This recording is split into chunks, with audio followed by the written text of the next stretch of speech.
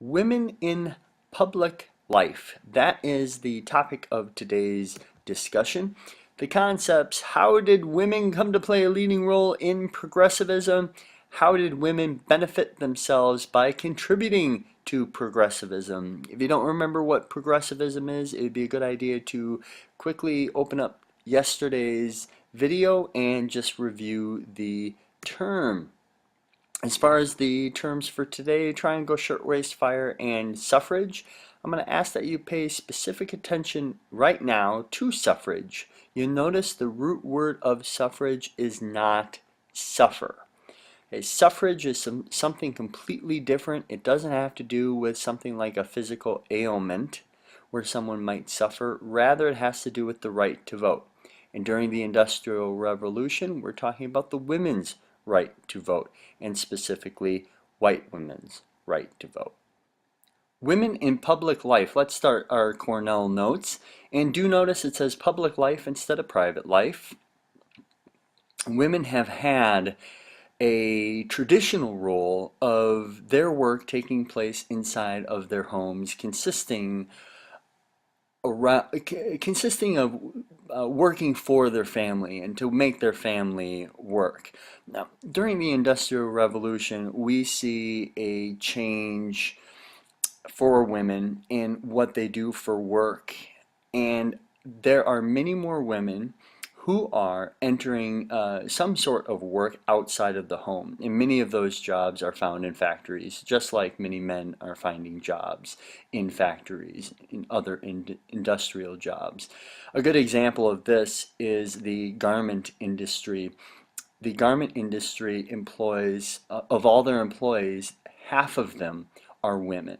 So that goes to show the importance of and the increased role of women in public life and women working. Okay, a good example of well,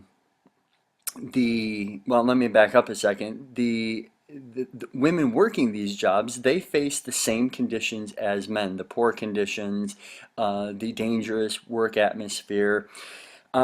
The low pay, although the pay that they receive is lower than men working the same positions, uh, they they have plenty of reason to also fight for change, just like men working these jobs, just like labor unions who are trying to support the industrial workers. And a good example of a job that brings to light some of the harsh conditions or the poor work environment is the Triangle Shirtwaist Fire that occurs in 1911.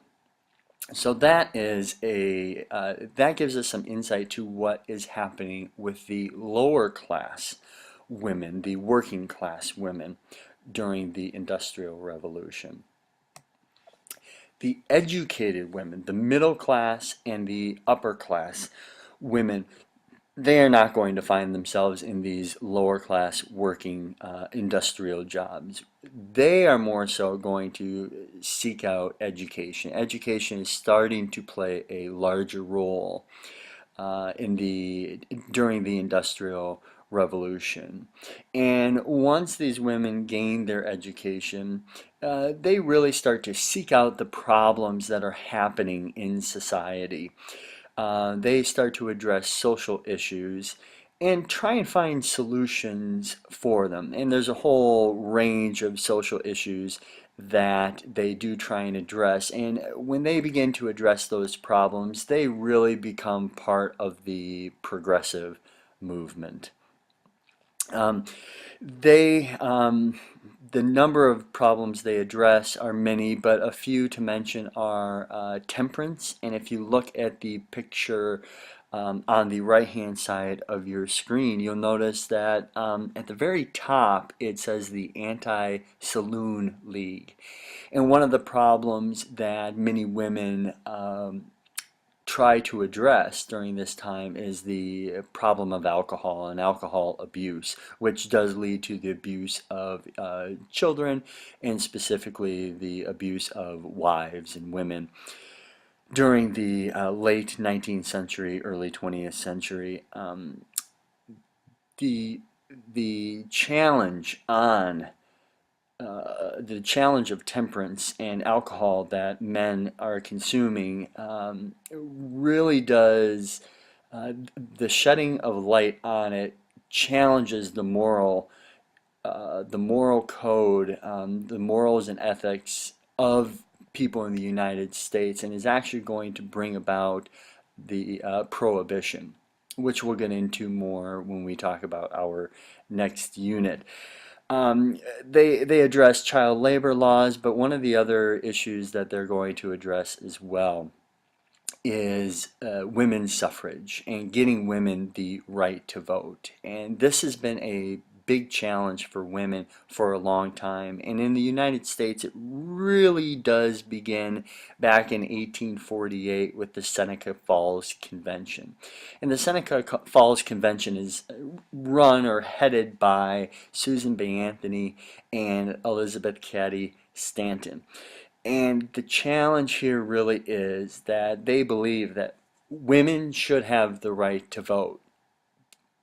But many men, many men, along with many women, disagree.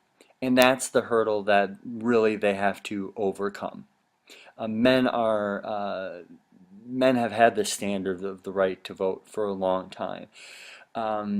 Women have kind of taken a back seat in society and political matters, things of that nature. They are challenging the status quo, and that challenge is a long road, but it is accomplished in the early 1900s with the 19th Amendment. Yeah, double check me on that. Make sure that I have the right amendment there. But that is another one of the social issues that women do challenge.